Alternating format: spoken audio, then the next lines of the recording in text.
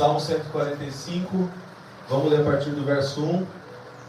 Exaltar-te-ei, ó Deus meu e Rei, bendirei o teu nome para todos sempre. Todos os dias te bendirei e louvarei o teu nome para todos sempre. Grande é o Senhor e muito digno de ser louvado. A sua grandeza é insondável. Verso 4. Uma geração louvará a outra geração as tuas obras e anunciará os teus poderosos feitos. Amém? Ah, meus irmãos, que palavra maravilhosa. Que palavra maravilhosa. Meu Deus. Que o Senhor fale conosco nessa manhã. Que o Senhor abra o nosso entendimento. Pai, abra o nosso entendimento em nome de Jesus. Fala aos nossos corações, Senhor. Me ajuda, meu Deus, a transmitir aquilo que o Senhor ministrou ao meu coração nessa manhã. Obrigado, Pai, por ser fiel. Obrigado, Pai, por entregar, Pai, as palavras, as direções e tudo que o Senhor tem para a tua igreja. E que nós possamos, Pai, com o entendimento aberto, receber tudo que o Senhor vai falar. Que sejamos alvo de um confronto para um posicionamento. Que não sejamos inertes ou não fiquemos, Senhor, alheios a tudo que for ministrado aqui, mas que nós possamos fazer a nossa parte para a glória do teu nome. Em nome de Jesus. Meus irmãos, a minha pergunta é: o que você está fazendo aqui? O que você veio fazer aqui? Pastor, eu vim adorar o Senhor. Glória a Deus. Pastor, eu vim porque eu estava triste de fato e eu precisava sair de casa um pouco e sabia que tinha o culto e estou aqui. Eu vim porque eu sofri um prejuízo, tive um trauma de relacionamento, briguei com uma pessoa, então eu vim aqui para ver se Deus restaura minhas emoções. Não, eu estou aqui por um interesse, sabendo que Deus é abençoador. Eu estou aqui para pedir uma bênção para Deus. Nós estamos aqui principalmente para sermos confrontados pela palavra. E confrontados pela palavra, somos motivados a um posicionamento. Por quê? Porque a nossa vida, o Senhor tem ministrado isso aos nossos corações.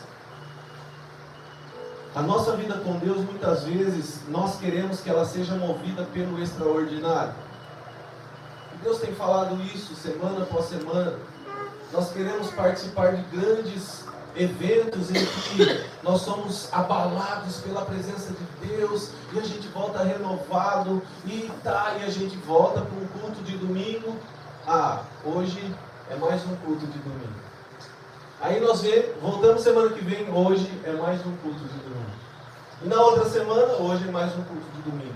Mas se nós tivermos a consciência de que o Senhor, Ele vai nos levar ao extraordinário, mas Ele quer que a gente viva o ordinário de forma dedicada, de forma aplicada, entendendo que a nossa vida congregacional, ela é uma chave que temos na mão para cumprirmos um propósito.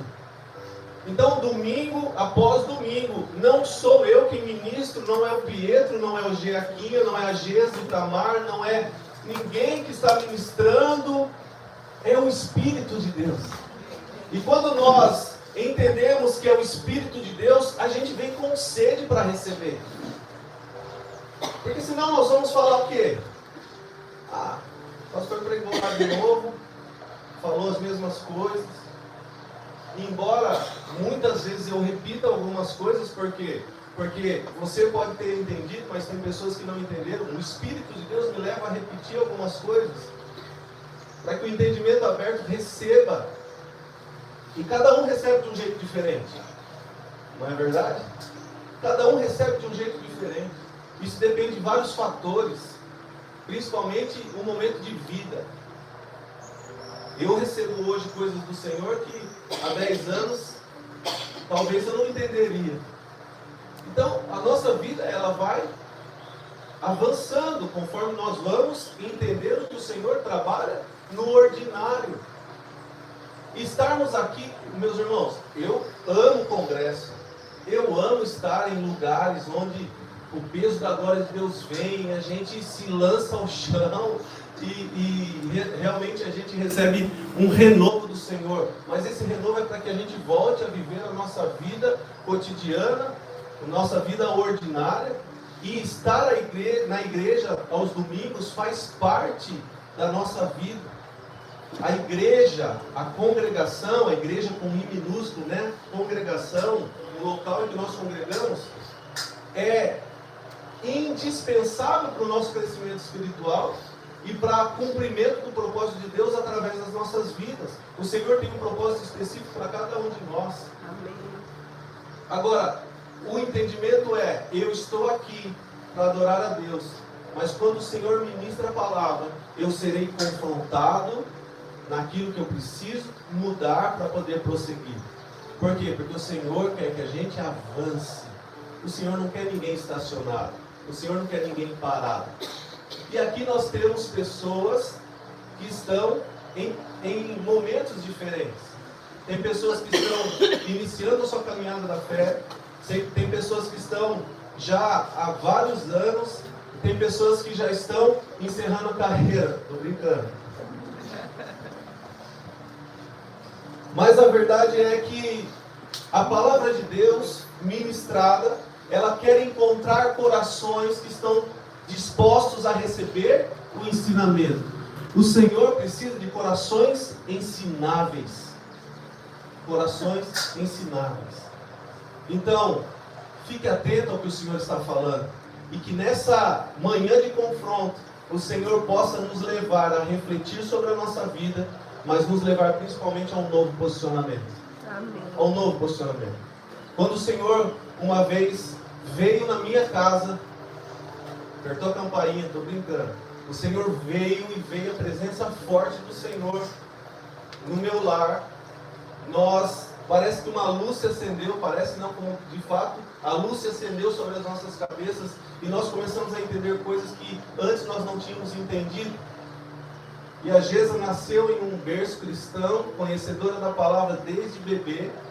Eu já fazia mais de 20 anos que estava no Evangelho. E de repente o Senhor vem com algo novo e diferente na nossa casa.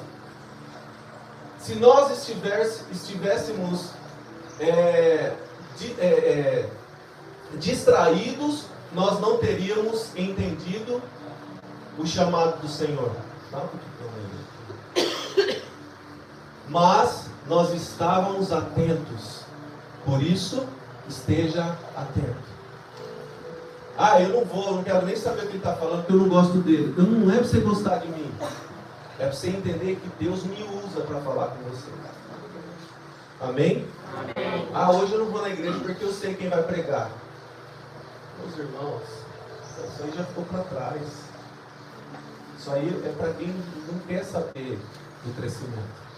Agora eu quero crer que todos que aqui estão querem crescer. Amém? Posso começar a pregar agora? Vou voltar aqui.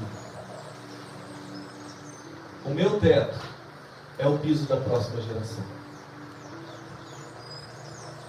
O meu teto é o piso da próxima geração. Por isso, nós precisamos ir longe. Por isso, o Senhor quer que a gente cresça. Porque o nosso crescimento vai fazer com que as próximas gerações possam ir muito mais longe. Amém. O nosso Deus é um Deus geracional. Lá no Êxodo capítulo 3, quando Moisés ele tem um encontro com Deus na sarça que ardia, mas não se consumia. O Senhor fala, eu sou o Deus de Abraão, de Isaac e de Jacó.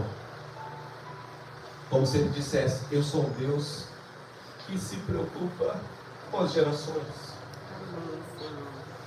E eu acho isso maravilhoso. Eu acho que nós temos que entender isso na profundidade do que isso representa. Por quê? Porque quando nós entendemos a responsabilidade que nós temos com as próximas gerações, nós vamos lutar para viver em santidade. Nós vamos lutar para viver uma vida que adora o Senhor. Por quê? não é por mim, mas é pelos meus filhos. Quando eu entendo que se o meu pecado não parar em mim, os meus filhos podem sofrer as consequências, então eu faço de tudo para me livrar daquilo que me distancia do Senhor. E eu vou viver uma vida fiel ao Evangelho de Cristo. Amém. Então, aonde você quer chegar? Eu quero chegar o mais longe possível. E eu sei que sozinho eu não vou conseguir. Sozinho eu posso até chegar em um determinado lugar, mas eu não chegarei aonde o Senhor já falou que eu chegaria desde antes da fundação do mundo. Eu quero chegar aonde Ele falou que eu chegaria. Eu quero fazer aquilo que Ele já falou sobre mim na eternidade. E por isso eu vou buscar nele a resposta, a direção, o caminho. Qual é o próximo passo? O que eu devo fazer? Como eu devo agir para chegar aonde o Senhor quer que eu chegue? Porque se eu chegar aonde o Senhor quer que eu chegue, os meus filhos chegarão muito longe, os meus netos chegarão mais longe ainda. E de geração em geração, até 1000 gerações, nós veremos bênçãos. Tem coisas que nós estamos plantando hoje, mas não é para nós colhermos. Tem coisas que nós estamos plantando hoje que quem vai colher são os nossos filhos. Agora, nós precisamos ter atenção, porque tanto coisas boas quanto coisas ruins, o nosso plantio, ele vai ter colheita na vida dos nossos filhos. É óbvio que muitas coisas nós vamos colher, mas muitas coisas são os nossos filhos. E o que nós temos feito? O que nós temos plantado? Para que os nossos filhos colham frutos doces e desfrutem de uma vida que nós vivemos fiéis ao Senhor. Nós precisamos assumir essa responsabilidade. O nosso legado é ir o mais longe que a gente puder em Deus, para que os nossos filhos vivam uma vida de colheita e principalmente possam chegar muito mais longe do que nós chegamos. Amém. Nós somos responsáveis por impulsionar os nossos filhos. Então, segundo as Escrituras, não começou em mim e também não termina em mim. Segundo as Escrituras, o legado é algo que começou em alguém lá atrás, passa por mim e continuará nas próximas gerações. Ah, eu vim na igreja porque eu estou triste. É muito raso isso, meus irmãos. Você vai ficar triste, você tem alma.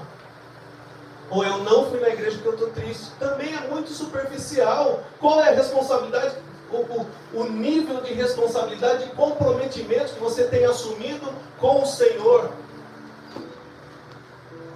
Tristeza faz parte da nossa vida, nós temos alma. Agora a tristeza não vai falar que por causa dela nós estamos longe de Deus. Às vezes você dorme feliz e acorda triste. Aí você acorda triste e fala, nossa, Deus está distante, Deus foi embora. Não, você só precisa entender que você tem alma. Só que a sua vida espiritual precisa estar firme, firmada no Senhor. Então não diz respeito a mim, diz respeito à obra que o Senhor está fazendo de geração em geração. Choveu, eu não vou na igreja. É muito superficial, é muito raso. É uma desculpa muito esfarrapada. Eu estou dando o exemplo da igreja porque acontece. Mas isso pode servir para qualquer outras coisas. Estou com dor de cabeça, não vou orar porque eu estou com dor de cabeça. É aí que você tem que orar. Entende? Qual é o nível de comprometimento que nós temos tido com a palavra de Deus? E a igreja, o congregar, o estar aqui, faz parte de uma disciplina espiritual que o Senhor deixou para nós. Não deixem de congregar, como é o costume de muitos. Nós precisamos estar reunidos, porque é aqui que a gente cresce de fato. É aqui que a gente cresce de fato. No nosso secreto, no nosso lugar secreto, o Senhor vai trazer revelações. E lá, o que acontece lá, fica lá. Você não precisa ficar falando para os outros o que aconteceu lá dentro com você e com Deus. Por quê? Porque o Deus que está te vendo no secreto te recompensará publicamente, diz a palavra. É o Senhor quem exalta, é o Senhor quem promove. O nosso papel é continuar escondido no lugar secreto. Simples assim. E quando nós estamos nesse lugar, o nosso anseio é por estar no culto, com a comunidade, com os irmãos, abraçando, chorando, profetizando, recebendo palavras. Quando nós estamos de fato com uma vida dedicada ao nosso secreto, o Senhor, Ele vai nos impulsionar a estar no domingo na igreja. Nós temos uma expectativa alta do que o Senhor vai fazer no domingo. No nosso caso, domingo de manhã. Eu não sei você, mas eu tenho essa expectativa.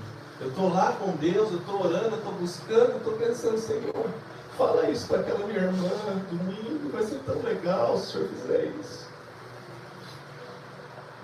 Sabe? Vida em comunidade, a comunhão dos irmãos, é ver e se alegrar com o crescimento, é chorar com a tristeza, é abraçar, é viver as diferenças, é crescer com as diferenças, é ouvir uma palavra dura e com o autocontrole, o autogoverno, o domínio próprio, quebrar o orgulho, ficar firme, não retrucar.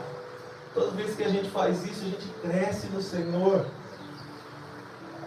Então, não pare em mim. Veio, passou e continuará. Agora, como que isso está passando por mim? Qual é o legado que eu vou deixar? Qual é a história que eu vou escrever? Eu fiz uma oração um dia: Senhor, eu não quero mais contar a história dos outros. Eu quero contar a minha história. E eu não sei se eu me arrependo de ter falado isso para Deus, porque dessa oração em diante foi muito sofrimento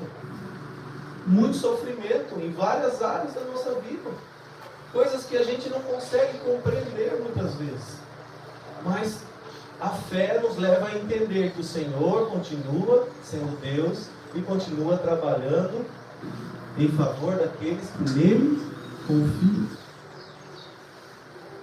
Não vai parar em nós temos que dar continuidade. O legado bíblico não é individual, mas é uma corrente ininterrupta da ação de Deus através das gerações. Continuidade. E eu sempre falo aqui, se tem uma coisa que causa surpresa ao Senhor, não é a nossa eloquência nas línguas estranhas, ou a nossa capacidade de profetizar, mas é a continuidade. É dia após dia, a gente comendo arroz e feijão espiritual, fazendo a nossa parte, fazendo com zelo, com dedicação e perseverando. O Senhor se alegra muito da continuidade. Por quê? Porque Ele não está olhando só para o hoje. O Senhor já está olhando lá naquilo que já está consumado. Nós somos chamados a transmitir conhecimento, fé e valores espirituais para aqueles que virão depois de nós. Por que eu preciso participar de uma aula com o professor Ed Wagner? Para eu adquirir conhecimento e falar para todo mundo que eu sei falar hebraico. É isso? Não. Nós precisamos conhecer as Escrituras para que a gente não sofra, mas principalmente para que o conhecimento que nós vamos adquirindo também sejam passados para as outras gerações. Nós não vamos reter o conhecimento, nós vamos transferir o conhecimento, transmitir o conhecimento. Nós não vamos pegar o conhecimento e guardar para nós. Nós vamos transferir o conhecimento, porque do conhecimento, Colossenses fala isso, é a partir do conhecimento que nós vamos ter o entendimento aberto. E o entendimento é algo que o Senhor necessita para que nós possamos compreender o que Ele está fazendo no momento em que Ele está fazendo. E o entendimento nos leva a fortalecer a nossa fé, porque a fé vem pelo ouvir e ouvir a palavra de Deus. Quando nós ouvimos e entendemos a fé, a nossa fé é consolidada no Senhor. Assim nós teremos essa fé e os valores espirituais, ou as convicções que são necessárias para que a gente possa transmitir tudo isso para as próximas gerações. Meus irmãos, se há alguma esfera que o inimigo das nossas almas ataca desde o início, desde quando o diabo é diabo, existem pelo menos 3 esferas. Eu acho que tudo se resume nessas 3 esferas. A igreja, que não é a identidade church, mas é a igreja do Senhor espalhada ao redor do mundo. Aqueles que são lavados e remidos no sangue do Cordeiro, é atacada pelo diabo. A família, que é a base de todas as coisas, a família que é um sonho de Deus, que foi constituída pela Trindade nas regiões celestiais, e a escola. Por quê? Porque as crianças são terra boa e o inimigo sabe disso. Quando Moisés estava lá tentando libertar o povo, uma das falas de Faraó foi: pode levar todo mundo, mas deixa as crianças comigo. Vocês acham que ele era bobo? Vocês acham que ele queria as crianças para quê? Porque criança tem um potencial enorme de frutificação, dependendo daquilo que nós estamos transmitindo para as crianças. Ou você nunca viu uma criança que cresce num ambiente que as pessoas só ouvem aquelas músicas estranhas? Você nunca viu uma criança rebolando igual a mãe? Isso existe. E por quê? Porque ela está aprendendo aquilo. Só. Agora, o que nós estamos ensinando para as nossas crianças? E aí o Senhor nos entrega algo que é a Ind School. Algo precioso, algo poderoso, algo valioso. E ainda existem pessoas que se levantam contra aquilo que não é o pastor Rodrigo nem a Geisa que está fazendo, é o Senhor. E nós já estamos vendo os frutos através desse trabalho. Então essas esferas são atacadas pelo inimigo das nossas almas. Eu conversava com um pastor que é diretor de escola há mais de 40 anos, lá em São Paulo. E ele falou, a primeira palavra que ele falou foi assim: se prepare, levante intercessores, porque o ensino está no ID de Jesus, e vocês serão muito atacados por isso. Agora, eu só não esperava que o ataque viria de dentro, mas aconteceu, e nós temos que resistir. Por quê? Porque a obra não é nossa, a obra é do Senhor. E nós estamos pensando em nós. Se eu tivesse pensado em mim, meus irmãos, eu já tinha largado isso faz tempo. Mas eu me entreguei ao Senhor. E eu disse um sim a Deus. Então não sou eu mais que decido. Não sou mais eu quem vive, mas Cristo vive em mim. Amém. E vale a pena nós continuarmos investindo na vida das crianças. Eu via uma entrevista com um muçulmano, e ele falava o seguinte: a estratégia de crescimento do Islã na América é o seguinte: nós vamos eleger um prefeito. Já elegeu ou não? O novo prefeito de Nova York é muçulmano. A estratégia deles: nós vamos eleger um prefeito. Depois que a gente eleger um prefeito, nós vamos começar a atacar, isso atacar não com bomba, mas atacar ideologicamente, as escolas. E aí nós vamos começar pelas escolas, formando essas crianças e convertendo essas crianças ao Islã. Além disso, a taxa de natalidade do americano, ele fala em porcentagem, mas vamos dizer que é de 1 a 2 crianças por família. A taxa de natalidade do muçulmano é o mínimo o dobro. E aí o crente, que é crente no Senhor, tem medo de ter filho. Nós não podemos ter medo de ter filho. Eu, se eu pudesse, tinha mais 1 ou 2. Só que se você tiver filho, assuma a sua responsabilidade em discipular o seu filho. Em discipular o seu filho para viver uma vida ilibada ao Senhor, servindo ao Senhor. Assuma essa responsabilidade. Então nós precisamos nos comprometer com o reino de Deus. Nos comprometer com as coisas que são do Senhor. nos comprometer com aquilo que o Senhor tem nos chamado para fazer. Ah, Deus não me chamou para fazer nada. No mínimo, uma maternidade Ele te deu. No mínimo, um casamento Ele te deu. No mínimo, um pai, uma mãe Ele te deu. Você tem uma missão. Você tem um propósito. Você tem algo precioso nas suas mãos. E o que você está fazendo com isso? O que nós estamos fazendo? Então nós precisamos entender o poder do legado em um ambiente em que o Deus de gerações está nos chamando para um novo posicionamento. Nosso legado não é acidental, mas é intencional. Então, não é nada por acaso. Não é tropeçando nem empurrando com a barriga. Nós temos que ser intencionais. Intencionais. Vai orar? Seu filho está por perto? Deixa a porta aberta. Deixa ele ver que você está orando. Deixa ele ver que você tem intimidade com Deus. Leia a Bíblia na sala. Pega uma Bíblia bem grandona assim. Sabe, Thalita, aquela? Deixa aberta na mesa da sala. E faça o seu filho ver que você está lendo, que você tem intimidade com Deus. Nós vamos formar sucessores. Nós vamos ter sucesso quando nós formarmos sucessores. Uma geração louvará as tuas obras, a outra geração anunciará os teus poderosos feitos, como nós lemos no Salmo 145. É passar de geração em geração. Ah, mas eu não aprendi nada com meu pai. Eu não aprendi nada com a minha mãe. Eu sou o primeiro da minha linhagem que se converte ao Senhor. Glória a Deus por isso. O Senhor te levantou para fazer a diferença. O Senhor te levantou para fazer a diferença. E aí, quando nós não somos ensinados desde o berço sobre o Evangelho, nós temos algumas dificuldades a mais. Nós temos mais dificuldades do que... Eu tenho muito mais dificuldade em algumas áreas do que a Gesa.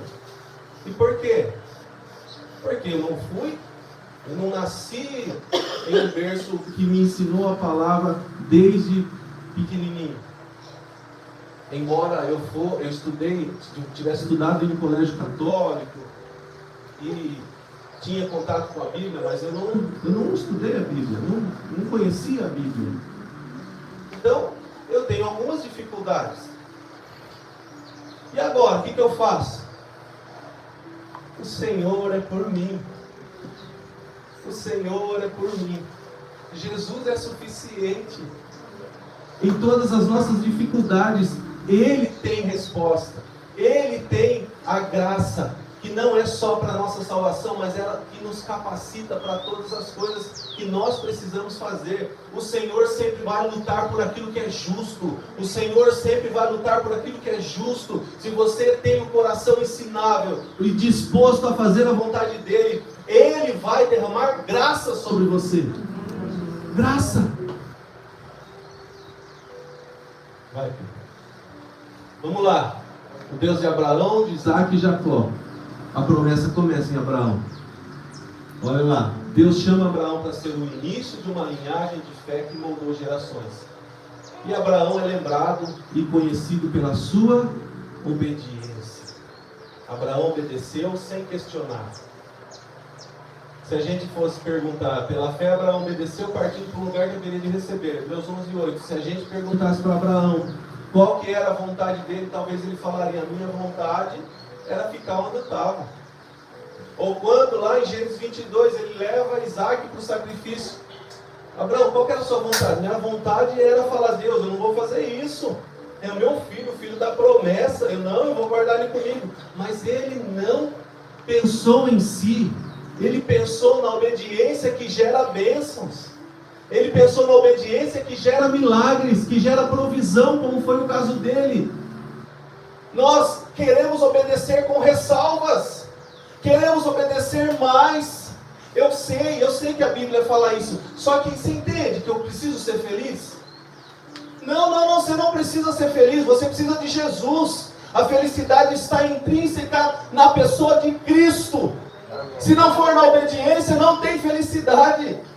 Uma pessoa não pode me fazer feliz a não ser a pessoa do nosso Senhor e Salvador Jesus Cristo. Amém. Ah, mas se eu fizer isso eu vou morrer. Deus quer que você morra mesmo. Morra para as suas vontades, para os seus desejos, para os seus prazeres e viva as vontades, desejos e prazeres do céu. A obediência de Abraão nos ensina que é melhor obedecer do que sacrificar. Toda vez que nós não obedecemos, nós sacrificamos algo ou alguém. E muitas vezes pode ser a nossa própria vida. Então vamos obedecer. A promessa, ela é transmitida. A promessa feita a Abraão não era sobre Abraão. Você entende isso? A promessa feita a Abraão não era sobre a pessoa de Abraão. Eu vou te fazer uma promessa. Você vai ganhar um carro, Abraão. Ninguém tem carro, nem existe carro. Mas eu vou fazer um carro para você, Abraão. Abraão, eu tenho uma promessa para você. Você vai ganhar muito dinheiro. Abraão, eu tenho uma promessa para você. Tem uma casa lá no monte.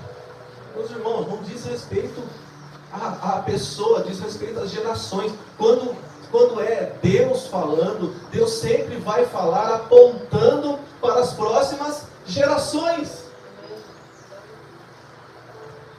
É por isso que a gente vê muitas pessoas sofrendo. Ah, eu vou na igreja, eu sirvo a Deus, eu faço a vontade de Deus.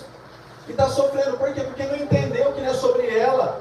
Não entendeu que Deus não está com uma bandeja ofertando ou oferecendo aquilo que você deseja. Deus não é nosso mordomo. Nós é que somos mordomos do Senhor e vamos fazer a vontade dEle. Ah, vamos aprender com a obediência de Abraão. Vamos aprender que a promessa que veio sobre Abraão não era sobre ele, mas era sobre muitas gerações. E hoje nós recebemos os benefícios da promessa de Abraão. Vivemos os benefícios da promessa de Abraão. Através da pessoa de Jesus. Altares levantados a Abraão, aonde ele ia, ele levantava altares ao Senhor. Aí a gente sai do ambiente de culto e a gente destrói o altar ao invés de construir. A gente sai daqui e vai para lugares que nem precisa construir nada, já tem altar construído e a gente só vai para adorar. A gente vai para casa e lá em casa a gente levanta um altar de discórdia, de briga, de um ambiente pesado. Não, aonde Abraão ia, Gênesis 12, do 7 ao 8, nós não vamos ler para ganhar tempo, mas aonde ele ia, ele levantava um altar para o Senhor. E sobre altares a gente pode ficar falando aqui um mês, e seria pouco ainda. Mas é a adoração.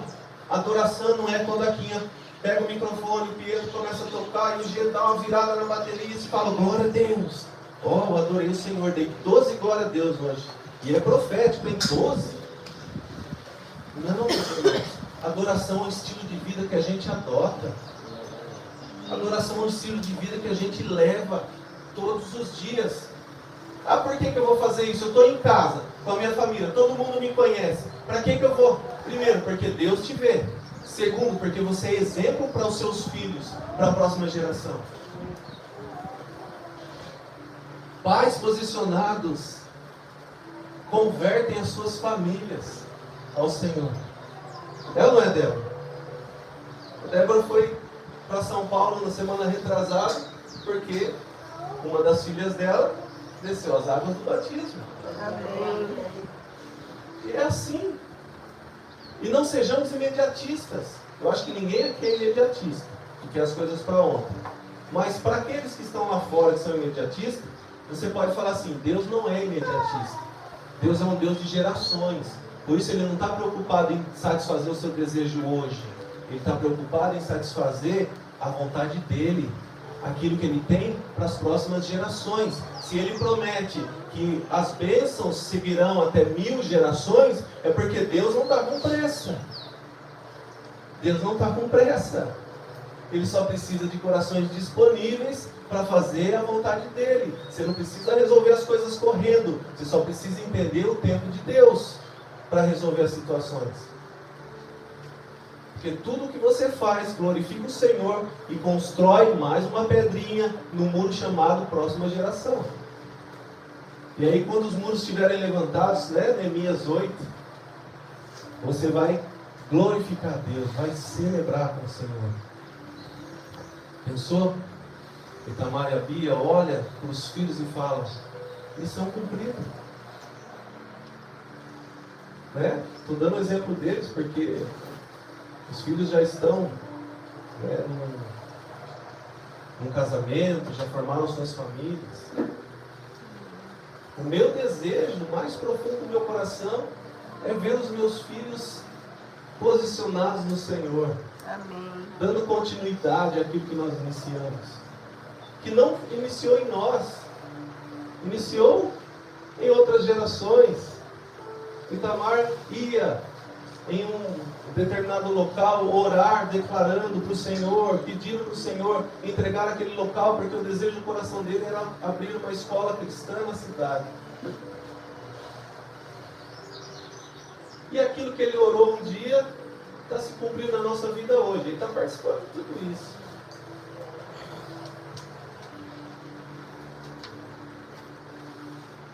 Vai, filho.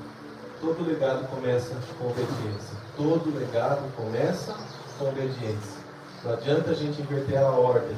Se a gente não obedecer, nós já começamos errado.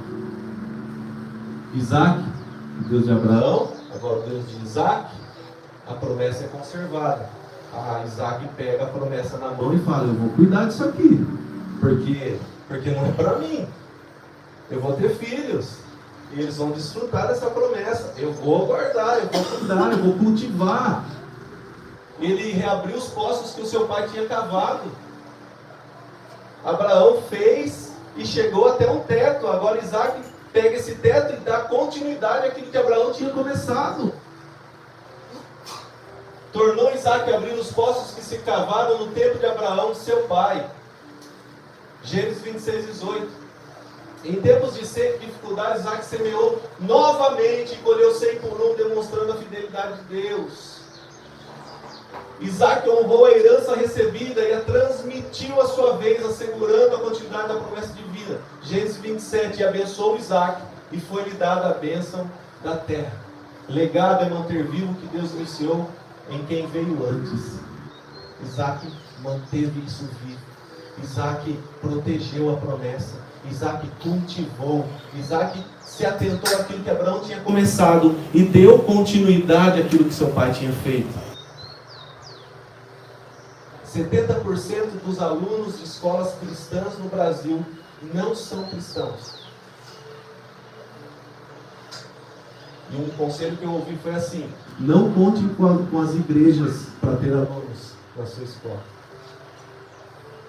E aí nós ouvimos assim: há uma escola entre muitas, mas há um caso que eu sei, isso foi uma pessoa lá da assessoria que falou para nós, que os pais são ateus e levam as crianças na escola confessional cristã,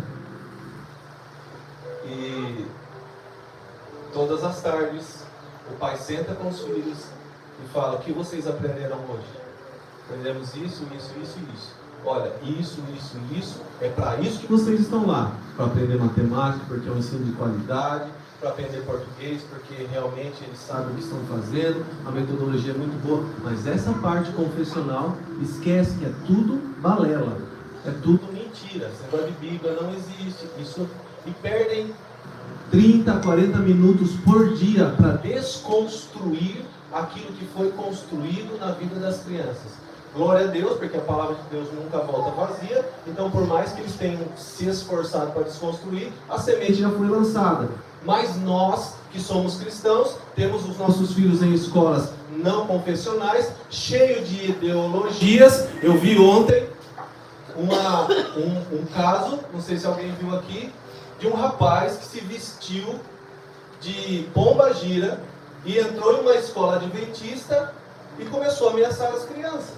Graças a Deus que a polícia chegou, prendeu e acabou. Mas nós que temos os nossos filhos em escolas que não são confessionais, o que nós estamos fazendo quando eles chegam na nossa casa? Você tem perguntado para o seu filho o que ele aprendeu? O que ele deixou de aprender? O que foi falado? O que foi passado na aula de história? Na aula de filosofia? Agora, se você não tiver conhecimento, também não adianta. Você vai achar legal o ensinamento que o professor passou, cheio de ideologia. Você vai achar legal o filminho que foi passado para crianças de 10 anos e a idade mínima era 12. Meus irmãos, nós precisamos nos dedicar. Nos dedicar. A palavra de hoje não é só para pais. A palavra de hoje é para crente. Se você não é pai, se você não é mãe, ore pelas crianças. Ore pelas próximas gerações. Ore pelos filhos que o Senhor vai te entregar. Ore pelos filhos espirituais que o Senhor vai te entregar. Porque você é responsável em plantar semente em corações que precisam receber a palavra de Deus. Isaac cultivou a promessa. A promessa de Deus continua através de nós. E não para nós. Continua através de nós. E não para nós. Pastor, está me jogando um balde de água fria. Eu vim para ouvir que Deus tem promessa para mim, que esse ano vai ser, 2026 vai ser o ano da prosperidade. É só você se dedicar ao Senhor que você vai ver grandes coisas acontecerem na sua vida. Só que a sua mentalidade precisa mudar e entender que a sua vida não é mais sua e você vive para estabelecer reino. E estabelecer reino é ter vista, ter olhar para as próximas gerações. Estabelecer reino não é se autopromover, achar que é melhor que o outro, se colocar num pedestal. Estabelecer reino é aprender com Jesus, que é manso e humilde de coração, e transmitir tudo isso para as próximas gerações. Amém? Amém. Quantos estão comigo aqui? Amém. Glória a Deus. E aí?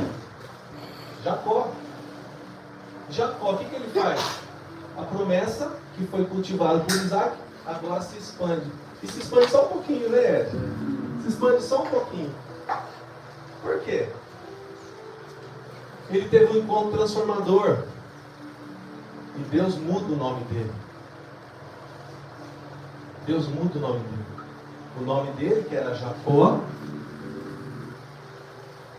Eu sempre defendi que o nome dele significa enganador, significa trapaceador. Esses dias o Ed veio com uma explicação diferente. Vocês perguntam para ele. Mas vamos crer que é enganador mesmo. E Deus pergunta qual é o seu nome. Ele fala Jacó. Ele estava confessando os seus pecados, trazendo para fora aquilo que ele era na sua essência. E Deus muda o nome dele para Israel. E a partir dele, ele tem filhos, meus irmãos. Aí ele tem filhos. E dos seus filhos surgem as 12 tribos de Israel. E aí se levanta o terrorismo contra Israel. Os países circunvizinhos querem destruir Israel. A troco do quê? A troco de nada, só porque Israel é Israel. E a gente está lá, comemorando os bombardeios. Não. Ore por Israel. Olha só. O legado é Deus usando minha transformação para transformar outros. Não para em nós, meus irmãos. Não para em nós. Não para em nós. Então, Jacó recebe o legado de Isaac. Ele tem um encontro com Deus. E ele se torna Israel. E ele multiplica essas promessas, gerando as 12 tribos de Israel. Que a partir daí, a todo um desenrolar, até chegar nos dias de hoje. E para esse desenrolar, toda essa história, depois nós vamos marcar uma aula, um seminário sobre isso com o Ed, para a gente entender melhor. Nós precisamos entender a importância do nosso comprometimento com as coisas de Deus. Há um peso muito grande, há uma responsabilidade muito grande. Mas, meus irmãos, quando a gente vê os frutos brotando, que alegria! Não tem valor monetário, ouro, prata, pedras preciosas, não tem dinheiro no mundo que pague quando nós vemos uma vida sendo transformada através de um trabalho que está sendo feito através das nossas vidas. E vendo essas vidas transformadas, nós temos a convicção de que há um potencial muito grande de estabelecimento do reino através de uma vida que se arrepende, que desce as águas do batismo. Uma vida. Não à toa a palavra fala que há festa nos céus quando um pecador se arrepende. Eu me lembro, nós estávamos aqui jogando futebol, um sábado à tarde, e jogando bola e tal, e o Bruno veio. O Bruno tem dificuldade de estar nos cultos porque ele trabalha no mercado, mas ele estava aí no sábado à tarde, ele estava jogando bola. Acabou o futebol, a gente veio para cá, o filho dele estava junto, e estava tentando alguns clubes para se tornar jogador também, né, adolescente. E aí eu falei, vamos orar aqui. Chamei o Bruno, chamei o Cauã, a gente orou. E ele estava saindo para ir embora, a Tati estava junto. Ele saindo com a Tati para ir embora. Quando ele chega no estacionamento, o Espírito Santo me toca. Bruno! Ele, oi pastor, quer se entregar para Jesus? Ele, pastor, eu quero. Como se ele estivesse esperando alguém perguntar. E ele volta, ele se prostra no chão, a Tati se prostra. Foi um choro, um quebrantamento, uma entrega. E houve festa nos céus. Depois ele se batizou. E aí, meus irmãos, nós precisamos festejar e celebrar umas pequenas conquistas. Mas o Bruno não está aqui. O Bruno não veio mais na igreja. O Bruno, meus irmãos, houve festa nos céus. Ele se arrependeu, ele se entregou ao Senhor. Agora cadê a igreja para abraçar esse menino? É muito fácil falar que ele se perdeu. Ele está no mundo. Não é nada disso. Não é nada disso. Eu sou tão necessitado do Senhor quanto ele. E dele eu posso falar porque eu tenho muita amizade com ele. Cadê a igreja? Para ir atrás de um Bruno ou de qualquer outra pessoa que ainda não se entregou a Cristo, que ainda precisa conhecer essa verdade que liberta. Por isso que nós trabalhamos para que as vidas sejam salvas. Porque a partir da salvação começa então um trabalho de estabelecer reino. E estabelecer reino fala principalmente de trabalhar visando as próximas gerações. Passa aqui. Olhamos a vida de Davi e rapidamente eu quero lembrar a vocês que Davi planejou tudo. Ele arquitetou tudo, ele desenhou tudo. E quem executou a obra foi seu filho Salomão. Deus falou para ele lá em Crônicas: eu tive no coração o desejo de edificar uma casa ao nome do Senhor, Davi disse. Mas o Senhor fala para ele: não é você que vai edificar, é Salomão que vai edificar. É seu filho que vai edificar. E está tudo bem, Senhor. Eu quero fazer a minha parte, preparar o caminho para o meu filho poder realizar aquilo que o Senhor iniciou na minha vida. Quando nós vivemos uma vida fiel em obediência ao Senhor e à sua palavra, nós estamos aplainando o caminho para que os nossos filhos não tropecem nas pedras que nós mesmos tropeçamos um dia. Nós estamos tirando tudo que é desnível, tudo que é sujeira, tudo que é pedra, tudo que é lombada. A gente está deixando, retinha aquela estrada para os nossos filhos caminharem. Quando Paulo começa seu ministério, o Império Romano determina a pavimentação das estradas,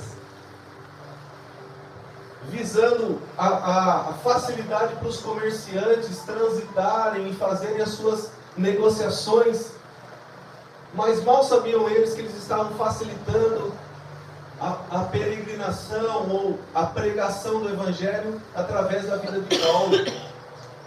Tudo que o Senhor faz tem propósito, e é isso que a gente precisa fazer, entender que Deus está trabalhando em todos os âmbitos, em todos os momentos, em todos os lugares, e Ele vai pavimentar as ruas através das nossas vidas, em obediência ao Senhor.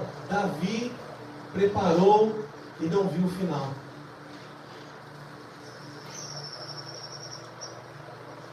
Davi preparou e não viu o final. Pode passar. E o nosso maior legado? Jesus. Jesus, o nosso maior exemplo.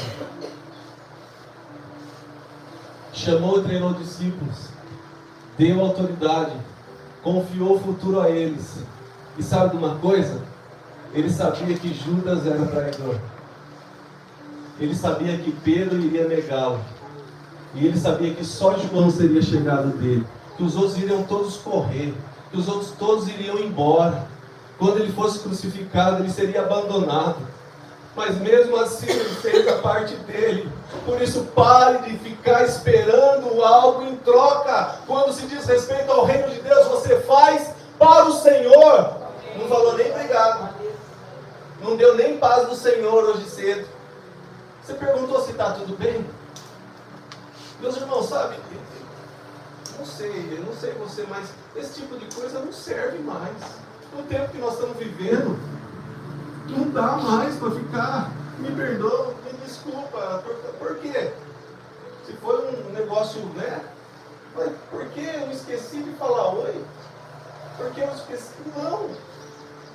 Não, pelo amor de Deus, nós precisamos ser crentes maduros. Crentes maduros que entendem o valor de um legado. Jesus foi traído, Isaías profetizou que ele seria levado como um cordeiro mudo. Ele não falou nada, ele ficou quieto quando Pedro foi defender e corta a orelha do soldado. Ele repreende a Pedro quando Pedro fala: você não vai para a cruz, sai para trás de mim, Satanás. Jesus, ele estava comprometido com as nossas vidas. Ele estava comprometido com as próximas gerações. Nada que pudesse distraí-lo, tirar o foco. Tudo ele ia disciplinando. E ele falava: sai da minha frente, que eu estou passando. Eu tenho que ir para a cruz. Eu tenho que cumprir o propósito. Talvez nenhum de nós, se soubesse que iria para uma cruz, iria estar posicionado para viver esse propósito. Mas Jesus, o nosso maior legado, ele sabia que iria para uma cruz que não era para ele. E mesmo assim, ele não parou. Quando Pedro fala para ele: você não vai para a cruz, eu vou te defender. Ele poderia ter falado: Pedro, obrigado, amigão. Você me defende mesmo. Que bom que alguém me defende. Eu acordei triste hoje, sabe, Pedro? E graças a Deus tem você que me defende. Porque, olha, eu vou para a cruz mesmo. Não! Jesus repreendeu.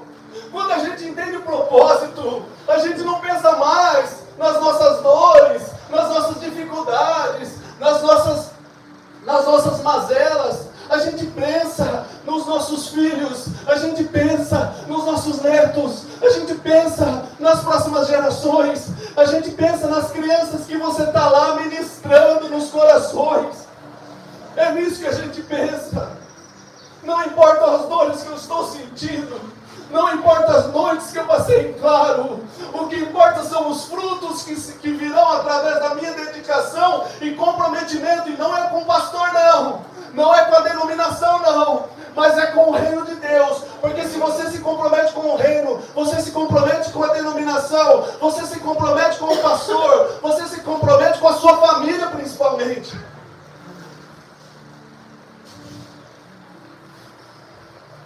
Mas a gente não entende. quê? Porque a gente ainda não se comprometeu com o reino. A gente está num outro nível ainda. A gente precisa subir os degraus para entender o comprometimento com o reino. Eu vou falar de dízimo. E o dízimo é o quê? É 10%. Meus irmãos, quando eu me comprometo com o reino, não tem mais 10%. Já ficou para trás.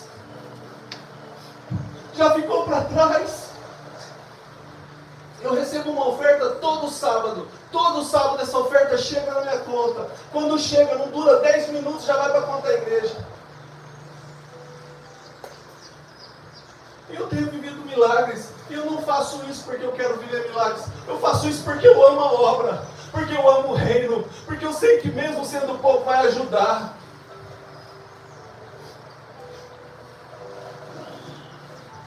Mas quem ganha com isso sou eu ainda. Olha que Deus bom. Então, quando a gente entende reino, a gente não fica mais na mediocridade, no sentido preciso da palavra, na média, ou indo na mesma direção do que a maioria está indo. Não, a gente se posiciona de forma diferente.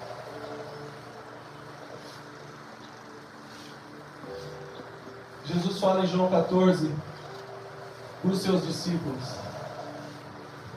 vocês farão obras como eu fiz, e farão obras ainda maiores. Por quê? Porque além de Jesus deixar um legado, Ele transferiu poder, Ele transferiu autoridade. E nós podemos também transferir autoridade. Jesus não construiu um prédio. Jesus formou homens que mudariam o mundo. E o legado dele continua através de nós. Passa aqui. Meu teto é o piso da próxima geração. 1 Coríntios 3,6: eu plantei, Apolo regou, mas Deus é quem dá o crescimento.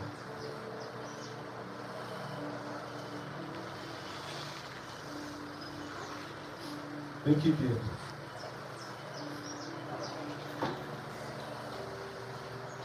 Pedro tem família, viu?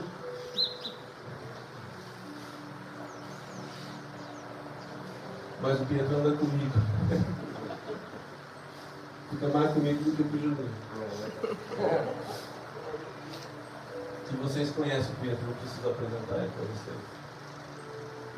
Quanto me alegra poder ver o crescimento dele. Conheci o Pedro, ele tinha 3 anos. 14 anos depois, Pedro ama o Senhor, vive o reino, não se importa consigo mesmo. Teve um dia que a gente estava lá perto do barracão e tinha algumas coisas fora do lugar, e uma pessoa, não vou falar quem é, chegou e falou: o que essas coisas fora do lugar?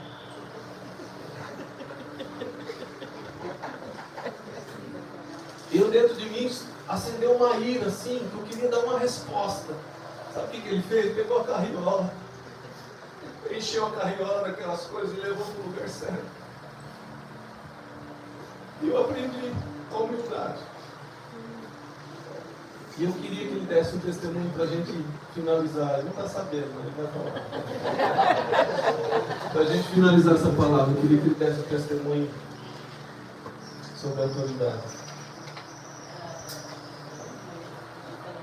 Eu comecei a dar comida para o cordeiro. E eu queria... Foi... março do ano passado. Não, esse ano. E eu comecei porque eu queria ter um tempo.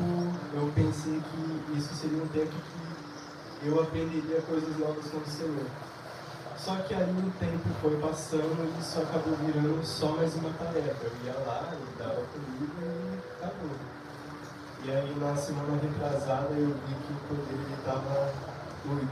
Ele estava dando cabeçada na ovelha, estava dando cabeçada em mim. E eu fui pesquisar o porquê que ele estava tão bravo. E aí eu vi que quando ele atinge certa idade é como se ele estivesse entrando na adolescência e ele quer mostrar dominância. E para que ele não demonstre dominância, não se torne um adulto bravo com todo mundo, ele precisa de um líder. Ele precisa de alguém que exerça uma autoridade sobre ele. E aí eu fui ver como que faz isso. E eu aprendi a fazer, eu estou aprendendo ainda, estou fazendo isso. Eu tenho que pegar um cajado ou algum objeto que seja maior do que o meu corpo, colocar entre mim e ele, e quando ele me vê dentro do território dele, ele quer me tirar dali. Então ele vai me dar cabeçada para me dar medo. Só que aí a forma dele entender que ele não manda ali no lugar é eu me manter firme. É eu não sair do lugar. Inclusive, algo que eu estava fazendo errado é que eu sempre dava alguns passos para trás quando ele me dava cabeçada. Só que não pode. Eu tenho que ficar igual um muro. E com tudo isso, eu vi que conforme o tempo vai passando, ele não vai me entendendo só como ser um líder. O cor dele ele vai criar vínculo emocional comigo. Então, é algo que é literalmente um relacionamento que vai sendo criado e ele vai me entendendo que eu sou um amigo e não simplesmente alguém que vai ser alguém que vai querer dominar ele, mas alguém que vai andar junto. E com tudo isso eu vi que a autoridade, ela não vai vir quando eu tentar empurrar alguma coisa, quando eu tentar fazer alguma coisa. A autoridade vem quando eu sou humilde e passo a andar com ele. Eu vou para o lado dele. Amém!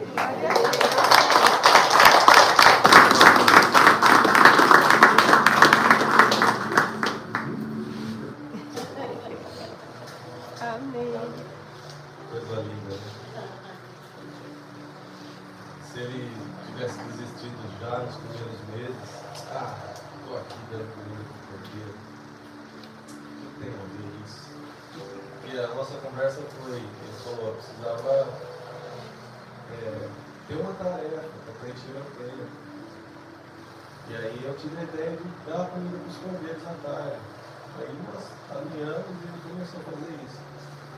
E se ele desiste e não dá continuidade àquilo que o Senhor chamou ele para fazer, ele não teria aprendido tudo isso. Tem que estar aprendendo.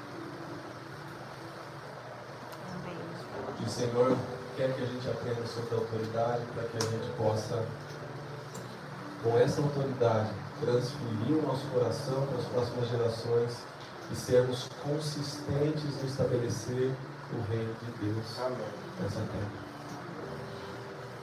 A autoridade, ela vem do autor. E a gente aprende a autoridade da forma que vocês já sabem. Eu sempre falei, talvez alguém não tenha ouvido. Mas quando os discípulos eles são questionados, Senhor, quem é o maior no reino? Jesus, ele pega uma criança e ele fala, quem for humilde como essa criança, será maior no reino. Agora, a pergunta é, criança é humilde? José pega um objeto assim, ele fica assim, ó, olhando para mim. Quando eu olho para ele, ele enfia na boca e sai correndo. Aí faz birra, aí bate, aí aperta a Alice, dá tapa. E a gente tá lá, tá disciplinando. Nunca ninguém ensinou ele a fazer isso. A natureza do pecado, ela vem com um negócio dentro de nós que se chama orgulho. E isso é desde o nascimento. Então por que Jesus falou isso? Porque de todos os seres humanos que existem na face da terra, a criança é a que tem mais facilidade em superar os traumas de relacionamento. Os pais estão brigados, a criança brigou, está um puxando a cabeça da boneca, o outro chutando e não sei o que, brigando. Deu 5 minutos, os pais estão brigados, as crianças já estão brincando de novo. Então, se a gente conseguir aprender a ser humilde, no sentido de superar os traumas de relacionamento, receber uma ofensa, perdoe. Eu prefiro que o Senhor ache humildade em mim do que ter razão. Você tem uma escolha. Se você escolhe ter razão, você vai abrir mão de ter mais autoridade. Se você escolhe ficar quieto, o Senhor vai olhar em você e vai ver o quê? Humildade, que é a matéria-prima da autoridade espiritual. Nós só vamos ganhar autoridade se formos humildes como Jesus. Por isso que Ele tem total autoridade para nos delegar autoridade. Amém?